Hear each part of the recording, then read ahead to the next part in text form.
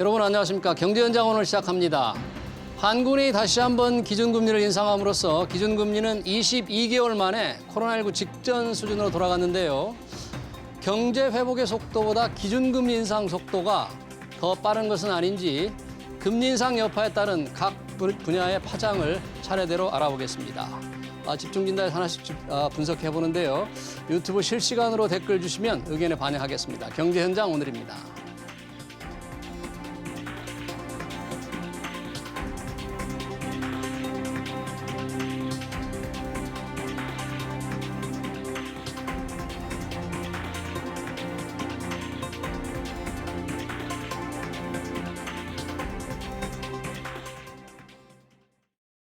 네, 금리 인상이 증시와 부동산에 미치는 영향 분석하기 위해서 두 분 모셨습니다.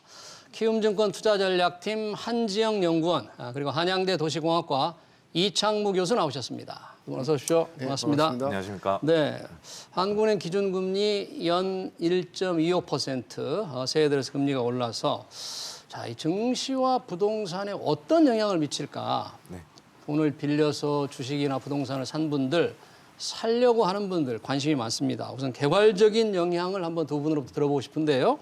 한지영 연구원님, 증시에 미치는 영향 뭐 짧게 좀 포괄적으로 얘기한다면 어떻게 보세요? 뭐 간단히 말씀을 드리면은 금리 인상기에 주식시장이 무조건 나쁘지는 않았지만 그래도 금리 인상을 하지 않고 최근에 한 2년처럼 유동성이 이렇게 넘쳐 들어오고 양적 완화를 했던 이러한 시기에 비해서는 전체적으로 주식시장의 상승 탄력이 조금 줄어든다라는 차원에서 접근을 먼저 하시면 될 것 같습니다. 상승 탄력이 줄어들 거다 일단 네, 금리 인상으로. 네. 이창훈 교수는 어떻게 부동산 시장에는 좀 어떻게 예상이 되나요? 글쎄요, 뭐 여러 가지 좀 복잡한 뭐 해석들이 필요하지만 예. 어쨌든 지금 그냥 벌어진 팩트만 가지고 말씀을 드리면 뭐 다른 시세 기반한 지수, 가격 지수의 어떤 한계가 있어서 항상 실거래가 지수를 보는데 저는 예. 그 지난달이죠. 11월 달 실거래가 지수가 지금 오랜만에 떨어졌어요. 전국도 11월 그렇고. 실거래가 지수가요. 네. 네. 뭐 12월 그 서울시도 그렇고 수도권도 그렇고 근데 그 12월의 잠정 지수죠. 네. 그러니까 이 잠정 지수 그대로 믿을 수는 없고 한 달 더 지나고 나면 이제 확정이 되는데 그때 보통 잠정 지수 변동률보다 조금 올라가거든요. 이게 그 싸게 팔린 것들이 먼저 보고가 되기 때문에 근데 그 잠정 지수의 변동 폭도 마이너스로 뭐 전국 수도권 서울 다 상당한 수준으로 유지되고 있어서 예.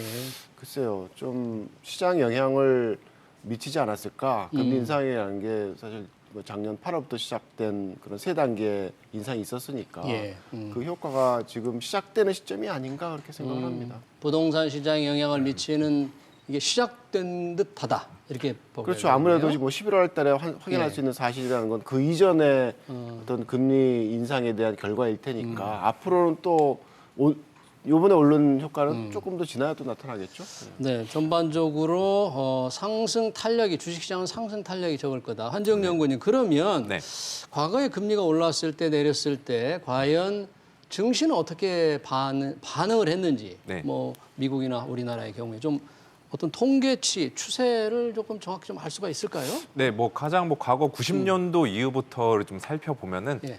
90년대 이후에 예. 그 미국을 포함한 주요국들이 금리를 인상했던 시기, 저희가 이제 인상 사이클이라고 하죠. 예. 사이클이 대략 최근까지 4차례 정도 있었습니다. 네. 그래서 95년도 그리고 99에서 2000년도 네.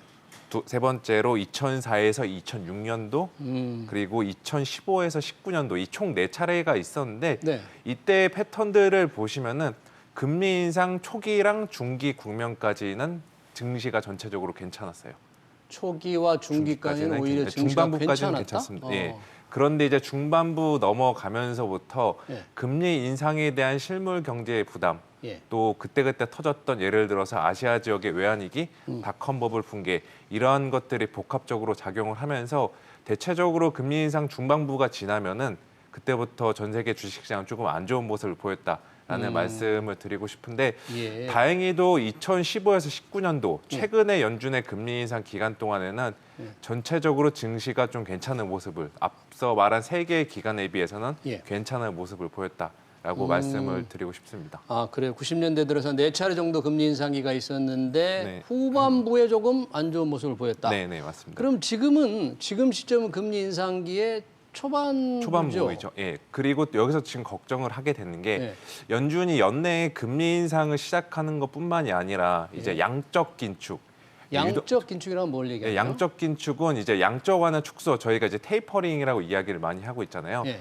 양적 완화 축소 같은 경우는 물을 세게 틀었던 거를 잠그는 행위를 의미하고 네. 양적 긴축은 물을 밖으로 이제 퍼내는 것을 의미합니다. 다시 말해 유동성을 이제는 본격적으로 연준이 흡수한다라는 건데 이번에 금리 인상이랑 양적 긴축이랑 연내 동시에 하니까 이게 과거에 2017년도에서 19년도 중순까지 있었던 그 양적 긴축 금리 인상 시기 때가 재현이 되지 않을까라는 좀 불안감들이 있어요. 그때 보시면은 미국 증시는 괜찮았는데 예. 한국 증시는 그 기간 동안에 거의 10% 정도 빠졌습니다. 몇 년부터 몇 년이에요? 그게? 2017년 10월부터 예. 2019년 7월까지 예. 연준이 양적 긴축이랑 금리 인상을 동시에 했었는데 아. 이때 미국 S&P 500 지수는 대략 20% 정도 상승한 반면에 한국 증시는 10% 넘게 빠졌습니다. 그래서 이번에도 연준이 그렇게 하면은 한국 증시 안 좋다, 큰일 났다, 약세장 대비해야 된다라는 좀 불안감에 사로잡힐 법한데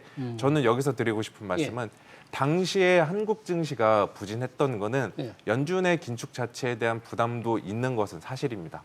그런데 그때 저희가 복기를 해보면은 미중 무역 분쟁이 굉장히 심각하게 터지면서 예. 미국과 중국에다 수출을 하는 한국 증시가 거의 직격탄을 맞았다라고 보시면 될 것 같아요. 아, 그렇군요. 그런데 지금은 미중 무역 분쟁이 심각하지도 않고 혹은 그에 준하는 경제 갈등이 일어나지 않는다는 점을 감안했을 때 저희가 뭐 지금 불안은 하겠지만 너무 과거에 그런 약세장이 재현되는 것에 대해서 과도한 베팅을 하고 과도한 불안감을 가질 필요는 없다라고 말씀을 드리고 싶습니다. 그러니까 연준이 금리를 올리고 통화량을 흡수하는 걸 동시에 추진하기 때문에 좀 걱정은 있지만 네. 너무 과도하게 반응할 필요는 없을 것 같다. 네, 맞습니다. 그러나 시장은 조금 네. 뭐 부담을 받을 것 같다. 네, 그러네요. 맞습니다. 아무래도 이제 최근 2년 동안에 완화적인 환경대랑은 또 시장 전체의 상황이 달라졌으니까 예. 그거는 저희가 대비를 해야 된다라고 말씀을 드리고 싶습니다. 이창무 교수님 어떻습니까? 과거 통계를 조금 이렇게 쳐다보면 금리가 오르는 시기에 부동산 뭐 이렇게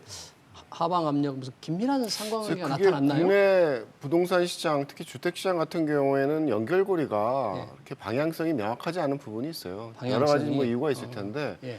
국내 부동산 시장, 뭐 특히 주택 시장 같은 경우는 해외처럼 뭐 단순화된 월세 매매 시장의 관계가 아니라 전세 시장도 있고 그래서 여러 가지 뭐 레버리지의 어떤 기능을 할 수 있는 다른 창구들도 있기 때문에 금리의 영향이라는 게 이렇게 명확지 않은 부분도 있고 예. 굉장히 또 규제가 강하니까 이 규제로 인해서 막 가격 상승기에 발생할 수 있는 어떤 공급 확대에 대한 부분이 제대로 이루어지지 못하는 그런 수급의 문제도 왜곡돼서 막 발생을 하거든요. 그래서 좀 쉽지가 않습니다. 그래서 그 과거에 이제 추세를 보게 되면 그 국내 주택 가격 움직임을 보게 되면 이게 하나의 뭐 큰 틀에서 하나의 움직임이라기보다는 지역마다 틀려요. 아, 수도권이 오를 지역마다. 때 비수도권이 내리기도 하고 뭐 이런 어떤 일관된 그런 움직임이 아니라서 사실 뭐 각 정부별로 보게 되면 뭐 노무현 정부 시기에는 수도권은 굉장히 급등했죠. 그 당시에 금리를 인상하는 시기였음에도 불구하고 금리 그리고 인상 시기였는데 네네, 수도권 집값이 네. 올랐다. 그리고 비수도권은 오히려 안정적인 상승세였는데 반해서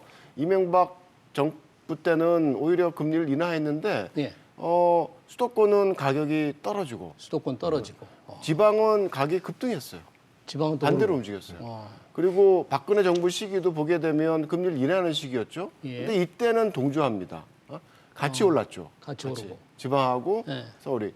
문재인 정부 시기는 초기를 보게 되면 서울만 독주였지 네. 사실 나머지 지역들은 안정적인 추세였었거든요. 네. 그래서 뭐 초기에 잠깐 뭐 금리를 인상하는 시기도 있었지만 그래서 굉장히 좀 읽어내기 힘든 그런 시장이에요. 다만 이제 최근 한 2년간 코로나 이후에 초저금리로 갔던 시기에 발생했던 현상은 예. 서울이든 수도권이든 지방이든 굉장히 급등을 했습니다. 근데 그 현상은 다른 나라에서도 마찬가지예요. 미국도 그 시기에 굉장히 급등을 했어요. 예. 그래서 요번에 이제 뭐 초저금리에서 벗어나는 그런 선택이라는 게 어떤 결과를 만들어낼지에 대해서는 사실은 조금 새로운 시장이라는 느낌이 들어요, 저는. 예. 이게 단순하게 금리 인하의 문제가 아니라 모든 곳에서 벌어졌던 현상이라는 게 코로나의 팬데믹의 어떤 효과라는 게 분명히 있는 거거든요. 예. 사람들의 어떤 주택에 대한 소비의 패턴을 달리 만드는 그런 구도 속에서 미국도 논문으로 나온 게 보니까 많이 올랐지만 교외 지역이 더 오르더라. 교외 지역이 더 오른다. 아, 중심부보다. 그랬다. 네. 근데 그 논문을 보고 제가 예. 국내에도 동일한 스타디를 해보니까 우리나라도 마찬가지예요. 그래요? 예. 의외로 그 2020년, 19년 말 이후에 수도권만 보더라도 경기도가 더 많이 올랐어요. 서울. 근데 지방 도시도 마찬가지거든요. 그래서 그게 어느 정도 어떤 세계적인 추세의 어떤 수요 변화를 의미하는 건지는 모르겠지만, 그래서 이번에 조금 그 금리 인상에 대한 효과를 단순하게 과거의 금리 인상 효과만으로 이해하기는 이 코로나라는 팬데믹이 주는 효과가 좀 얽혀져서 조금은 바라봐야 될 관점들이 많이 있을 거라고 생각을 합니다. 그러니까 금리 인상과 금리 오름세와 집값의 동향이 일률적인 모습을 보이지도 않고 지역별로 좀 차등화 현상, 차별화가 그렇죠. 나타나고 네, 하기 때문에 명시적인 관계를 좀 보기는 어렵다는 얘기인데 여전히 제가 보기에는 수요에 대한 부분이 해결되지 않는 상황 속에서 예. 금리가 오른다고 장기적으로 가격이 안정될 거라고 확신할 수는 없는 그런 상황이라고 그냥 의문표를 던집니다. 네. 그러니까 공급 부분이 확실히 좀 그게 해결이 안 되죠. 해결이 가격이 안 된 올랐는데 상태에서 해결이 안 금리 되니까. 인상만으로 집값을 잡는 게 확실하게 담보할 수 있을까? 저 그런데 조금 의문점이 있다 그런 말씀이시죠? 이 부동산 또 증시 영향이 서로 이제 이렇게 정확한 인과관계는 좀 없어 보이는데 금리가 오르면 주식을 갖고 있는 분들은 이제 그런 생각을 합니다. 자, 이렇게 금리 오를 때 내가 갖고 있는 주식 어떻게 될까? 그게 더 관심이잖아요. 네, 그러니까 네, 금리가 인상이 될 때 네. 전체 시장의 영향보다 네. 어떤 뭐 업종별이라든지 네. 무슨 테마별로 좀 다르게 나타날 수 있습니까? 그런 영향 같은 경우는 어떻게 일관된 관계가 있을 수 맞습니다. 있나요? 모든 업종이 다 같이 가고 모든 업종에 다 같이 빠지는 게 아니라 업종별로 좀 차별화된 성격이 짙어질 것으로 보고 있어요. 그래서 이제 뭐 금리 인상했을 때 예. 가장 타격을 많이 받을 수 있는 업종, 좀 피해야 되는 업종들이 있긴 있습니다. 그게 어떤 거냐면은 어떤 겁니까? 대체 일단은 성장주 중에서 예. 저희가 성장주라고 하면은 PER 같은 주가 수익 비율이 높은 기업들, 퍼가 높은 기업들이요. 예, 밸류에이션이 단순히 밸류에이션만 높고 성장성만 있는 기업들은 예. 그러니까 성장 스토리는 존재하지만 그거를 실적으로 숫자로 증명하지 못하는 기업들은 금리 상승에 취약합니다. 또 하나 지금 금리 인상을 하는 거는 예. 다들 인플레이션이 되게 문제가 되고 있잖아요. 네. 이게 저희 소비자 물가들, 장바구니 물가뿐만이 아니라 기업들도 지금 가격 인상을 어떻게 받아들이고 이거를 고객들한테 어떻게 전가시킬까 이게 관건이거든요. 그래서 가격 전가를 원활히 하지 못하는 이른바 산업 내에서도 경쟁력이 뒤처지는 그런 기업들은 좀 조심을 해야 된다라고 말씀을 드리고 싶습니다. 네. 그래서 이번 4분기 실적 시즌에도 저희가 주목을 해봐야 될 게 네. 기업들이 이제 가격 인상을 4분기 때 본격적으로 했었는데 우리나라도 그렇고 미국도 그렇고 그런데 그것이 바로 실적에 반영이 되면서 실적이 3분기보다 좋아졌냐 혹은 전년 동기 대비해서 좋아졌냐 이거를 저희가 이번 실적 시즌 때 체크해봐야 될 것으로 보고 있고요. 예. 그리고 그래도 좀 좋아 보이는 업종 저희가 피난처가 될 수 있는 업종은 뭔가요? 역시나 주식의 기본으로 돌아가서 실적이 뒷받침되는 업종들, 실적 성장이 뒷받침되는 업종들에 주목해볼 필요가 있습니다. 대표적으로 지금 수출 데이터 같은 경우도 지금 대외에 대한 불안식성, 공급난에도 불구하고 굉장히 생각보다 잘 나오고 있거든요. 특히나 자동차, 반도체 포함한 IT 이 업종들에 대해서는 애널리스트들도 그동안 그 시각을 되게 안 좋게 봤다가 시간이 지날수록 지금 다시 좋게 보고 있습니다. 예. 그런 것들에는 저희가 한번 주목해 보시고 이러한 금리 인상기에 피난처로 한번 삼아 보시는 게 어떨까라고 말씀을 드리고 싶습니다. 아까 이제 퍼가 높은 기업들이 금리 인상기에 조금 부담을 받는다고 네, 그랬는데 맞습니다. 네. 최근에 왜 플랫폼 기업들 있잖아요. 네, 맞습니다. 네이버나 카카오 굉장히 부진한데 이게 금리 인상과 직접 관계 있는 건가요, 이거? 금리 인상도 있을 거고 아마 오너 리스크랑도 연결이 되어 있을 것으로 저는 보고 있어요. 오너 리스크. 네, 그리고 아무래도 네이버랑 카카오도 전체적으로 그 실적을 내는 기업이긴 하지만 일단은 금리 인상 초기, 금리 상승 초기에는 성장주들이 너나 할 것 없이 전부 다 시험대에 들어가게 됩니다. 네. 그리고 그 시험대를 통과하는 과정이 있어서 주가 변동성이 굉장히 큰데 지금 네이버나 카카오 같은 경우는 지금 그 과정을 통과하고 있는 지금 네. 국면이 있지 않을까라고 보고 있습니다. 아, 그렇군요. 네. 이 부동산으로 다시 좀 넘어가 보면 지금 우리가 금리를 올리면 가장 큰 게 영끌들 있잖아요. 이자 부담이 큰데 이자 부담 때문에 살려고 하는 사람들 수요를 굉장히 억누르는 수요 억제 요인이 된다고 봐야 되겠죠? 어느 정도 부담으로 작용할까요? 되겠죠. 그러니까 뭐 그 관련된 부담의 증가에 대해서 뭐 기사 나온 부분들을 보게 되면 한 최근 한 6개월 동안 금리가 인상돼서 발생하는 효과가 원리금 한 200만 원 내던 친구가 250만 원 이상 내야 되는 그런 구도라서 앞으로 뭐 기본적인 대출 금리가 올라가게 되면 네. 뭐 대부분 변동 금리를 많이 하니까 상당히 큰 부담의 증가가 있을 거라고 생각을 해요. 근데 네. 상당히 이 대출에 대한 규제가 강했었기 때문에 그 효과가 시장 전반적으로 어느 정도의 강도로 영향을 미칠지에 대해서는 사실 여전히 좀 의문스러운 부분이 있고요. 예. 그 앞에서도 잠깐 말씀을 드렸지만 국내 주택 시장에 굉장히 독특한 특징이 전세를 갖고 있다라는 거고. 전세제도. 네. 예. 그리고 이 의외로 뭐 가계 금융 조사나 이런 자료를 가지고 분석을 해보면 주택을 보유하고 있는 사람들이 빚을 지고 있는 경우가 예. 금융 부채를 지고 있는 경우가 굉장히 적습니다. 그래서 한 40 몇 % 정도는 빚이 없어요.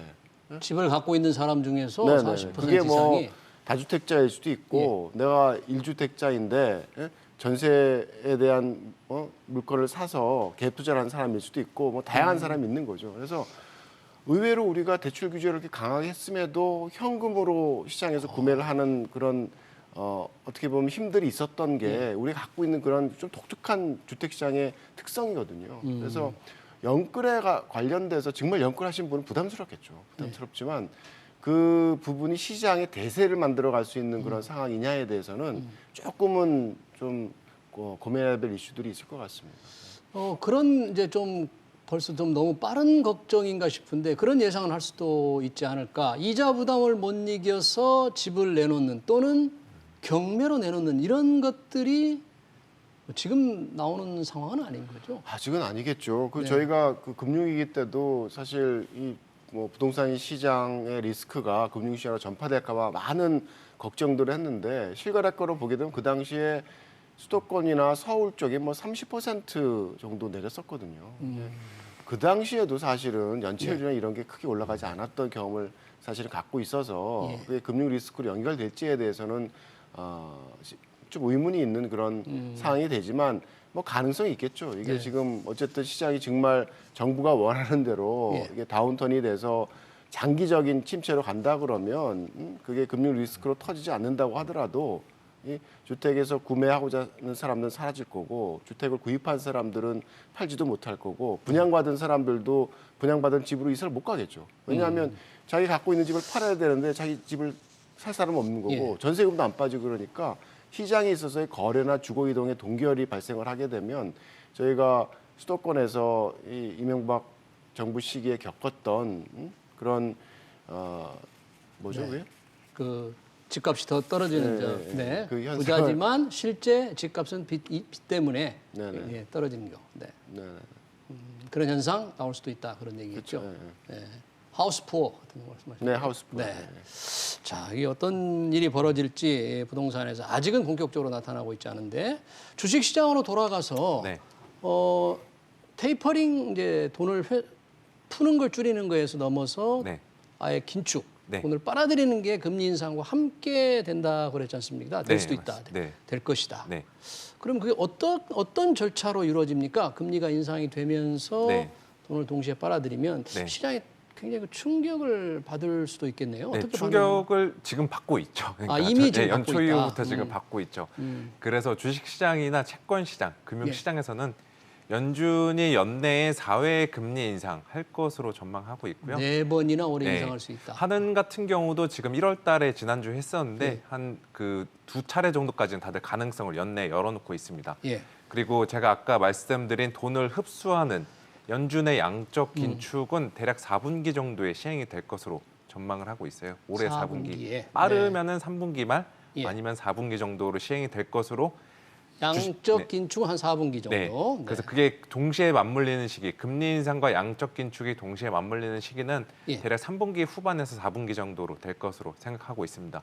지금 이것도 시장 자체에서 지금 그 충격을 받고 있다 말씀드렸는데 저는 이거를 어떤 현상이냐면 일종의 좀 소화 불량, 시차 부적응 이 현상으로 생각하고 있어요. 소화 불량이나 네, 시차 부적응. 네. 어. 연준의 정책 간의 시차, 테이퍼링 종료 후 금리 인상, 그리고 양적 긴축 이렇게 진행이 될 때까지 과거의 패턴은 대략 2년 정도 시차가 일어났었는데 예. 지금은 그 시차가 완전히 땡겨져 있는 거죠. 그래서 그렇게 시차 부적응으로 저희 주식시장, 채권시장, 여타 금융시장이 혼란을 겪고 있는 것으로 생각하고 있습니다. 그래서 3월에 금리를 정작 인상하게 되면은 이거는 어느 정도 정책에 대한 불확실성이 좀 거쳤다. 악재는 어느 정도 반영이 됐다라는 인식으로 안정을 찾지 않을까라고 생각하고 있습니다. 네, 그렇군요. 자, 부동산으로 다시 돌아가 보면 지금 워낙에 거래가 줄면서 가격이 안정 조짐 또는 하향 조짐이 나타나고 있는데 이게 하향세로 확실히 정물이 이제 굳어지고 있다. 또 금리가 오르면 더 큰 폭의 하락세가 나올 수도 있다. 이렇게 보잖아요. 교수님은 어떻게 지금 보고 계시는 거예요? 제가 앞에서도 말씀드렸던 것처럼 뭐 주식 얘기하다 부동산 얘기가 저도 헷갈렸는데 자산 시장이니까 주식과 부동산. 네. 네.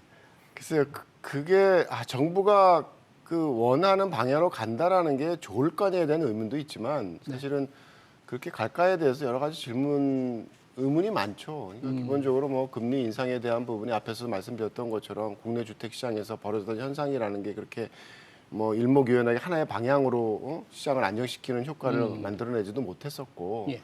또 항상 이 전문가들도 얘기하는 부분이 그렇게 가격 올랐는데 왜 공급이 안 늘었어 이거거든요. 그러니까 그렇죠.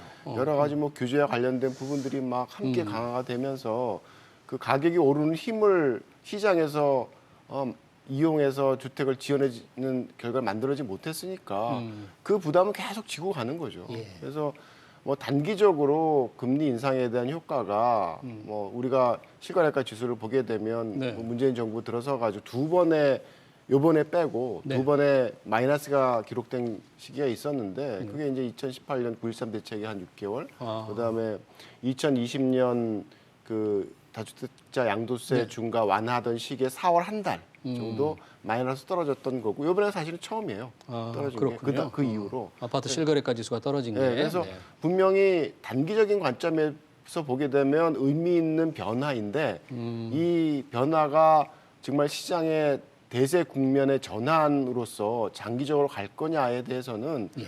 참 글쎄요 이렇게 마음 편하게 그럴 거야라고 사실은 얘기할 수 있는 그런 사항은 아닌 것 같아요. 그게 공급의 어떤 원활한 공급이 아직도 안 되고 있기 때문에 그렇게 보시는 그렇죠. 거예요? 수급에 대한 부분이 해결이 수급에 안 대해. 되고 이게 뭐 부동산이라는 게 뭐 다들 아시는 것처럼 첫 번째 중요한 것도 입주고 두 번째 중요한 것도 입주고 다 입지인데 사람들이 제일 선호하는 입지에 제일 선호하는 주택 유형인 아파트의 공급이 굉장히 위축됐다라는 거는 그건 장기간 시간이 지나야지 해결이 되는 부분이거든요. 그래서 그런 부분들을 함께 해결하지 않는다면 여전히 언젠가 터질지 모를 폭탄을 안고 가는 그런 단계적인 위축일 수가 있어서 예. 조금은 조심스럽죠. 그렇군요. 또 증시로 넘어가 봅니다. 네. 금리 인상에 따른 걱정 지금 올 4분기에 연준의 긴축도 이제 예상이 된다 네, 그러는데 맞습니다. 네. 보통 그러면 지금 상황이 나타나고 있는 거잖아요. 변동성이 맞습니다. 굉장히 큰. 그러면 금리 인상에 대비한 이제 어떻게 투자를 해야 되느냐, 전체적으로 포트폴리오는 어떻게 가져가야 되느냐. 요즘 뭐 금리가 오르니까 예금으로 돈을 옮겨야 될까? 아니면 주식시장에 남아 있으려면 어떻게 해야 될까? 네. 전반적으로 투자 전략을 어떻게 세워야 될지 이런 때. 네, 그래서 보통 이제 금리 인상기나 인플레이션 시기에는 많은 이제 그 이야기들이 가치주에 투자하자.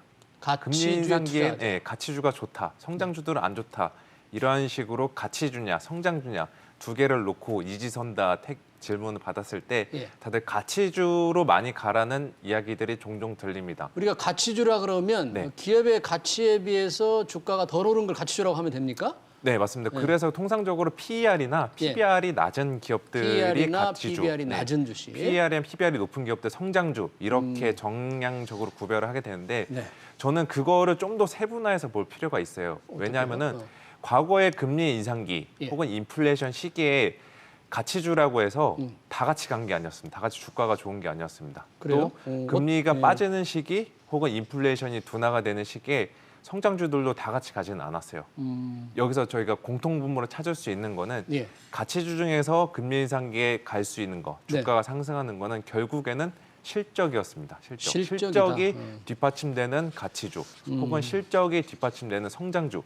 저희는 이렇게 해서 공통분모를 실적 성장에서 찾아야 된다라고 볼 수가 실적과 있거든요. 성장. 네, 아. 그래서 지금 우리나라의 뭐 성장주들도 지금 주가가 단기적으로 조정을 많이 받았고 예. 또 가치주들도 아직까지 못 올라온 종목들이 있거든요. 업종들. 그런 업종들 중에서 실적 성장이 뒷받침되는 업종들.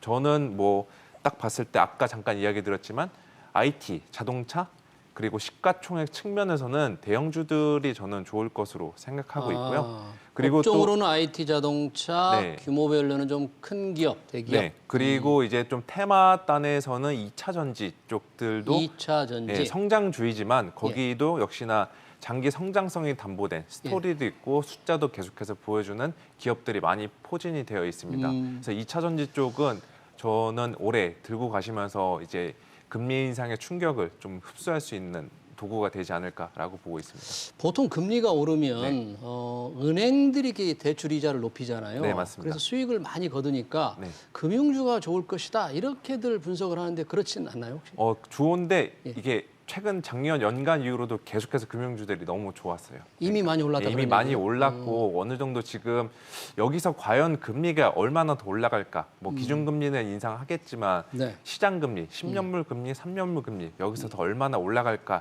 예. 그 여력을 생각해 보면은 금융주들보다는 저는 지금 말씀드린 이쪽에 좀 더 기회비용 따졌을 때 예. 그 성과를 낼 수 있는 그 기회를 포착할 수 있지 않을까라고 보고 있습니다. 추가적으로 오를 여력, 금융주 금리 인상으로 괜찮겠지만 네. 추가 상승 여력이 과연 얼마 될 것이냐. 네, 맞습니다. 큰 기대하기 조금 어려울 것 같다. 네, 금융주들은 조금은 어려울 것 같다라고 생각하고 있고요. 또 혹시나 이 방송을 보시는 분들 중에는 야, 2차 전지 지금 주식 다 무너지고 있는데 이거 지금 담아야 돼?라고 반문을 하실 수도 있어요. 굉장히 안 좋았죠. 네, 그래서 왜냐하면 이게 펀더멘털이나 업황의 문제보다는 예. 지금 이제 1월 말에 상장될 거대한 초대형 IPO, LG 에너지 솔루션을 둘러싼 이제 기관들과 개인들의 수급 그 미리 마련해 놓기 이러한 것들을 인해서 전체적으로 부담이 되고 있는 거거든요. 그래서 저희가 주식시장에서 속된 말로 수급 앞에 장사 없다, 물량 앞에 장사 없다 이런 말들 하는데 지금 그 구간에 있다라고 보고 있습니다. 저희가 조금 이따 LG 에너지 솔루션 기업 공개, 네. 일반 청약 분석을 다시 별도로 해드리겠습니다. 자, 부동산으로 다시 한번 돌아갑니다, 이창무 교수님. 그러면 지금 시점에서 집을 살려는 뭐 실수요자들이랄까 이런 사람들은 어떤 이 집값의 동향을 어떻게 판단해야 되고 어떤 전략이 좀 필요할까요? 글쎄요. 그런 질문에 별로 답을 안 좋아하는데 어쨌든 뭐 나왔으니까. 네. 근데 여태까지 시장 상황을 보게 되면 거래량이 많이 줄었죠. 과거에 네, 비해서. 그러니까요. 근데 특이한 현상이 매물도 그렇게 늘어난 건 아니에요. 그러니까 매물도 이제, 나오진 않고 있다. 그러니까 많이 정말 시장이 완전히 다운턴으로 급하게 전환이 된다 그러면 매물이 늘면서 거래량이 줄어야 되거든요. 근데 매물도 안 나온다. 네. 많이 안 나온다.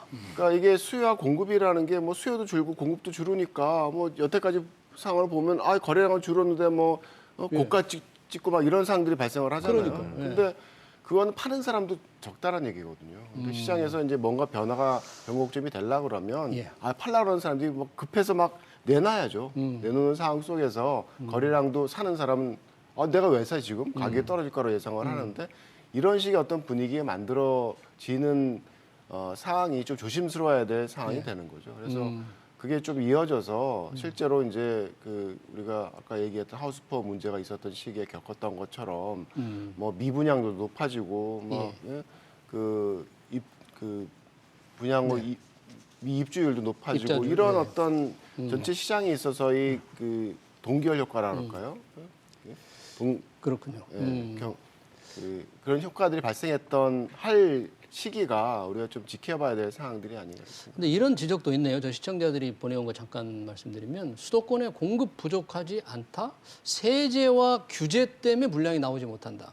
지금 공급이 좀 부족하다는 지적이 많은 편인데 뭐 이렇게 생각하시는 분도 있는 것 같아요. 그러니까 공급을 생각하는 사람들이 그거를 매매 시장에서의 매물 거래량에 대한 수와 공급으로 보느냐 아니면 사람들이 사는 주택 공간으로서의 수야 공급으로 보느냐에 따라서 틀릴 수가 있겠죠. 근데 어쨌든 매매 시장의 가격에 대한 부분을 일차적으로 조정하는 게 목표라 그러면 매매 시장에서의 수급에 대한 부분이고 뭐 거기에 따라서 다주택자에 대한 양도세 중과를 완화하는 그런 방향성은 파는 공급을 늘릴 수 있는 그런 영향을 미칠 수가 있겠죠. 네, 잘 알겠습니다. 금리 인상이 증권시장과 부동산 시장에 어떤 영향을 미칠지 자산시장문제 잘 짚어봤습니다. 지금까지 이창호 한양대 도시공학과 교수 그리고 한지영 키움증권 연구원이었습니다. 고맙습니다. 네, 수고하셨습니다.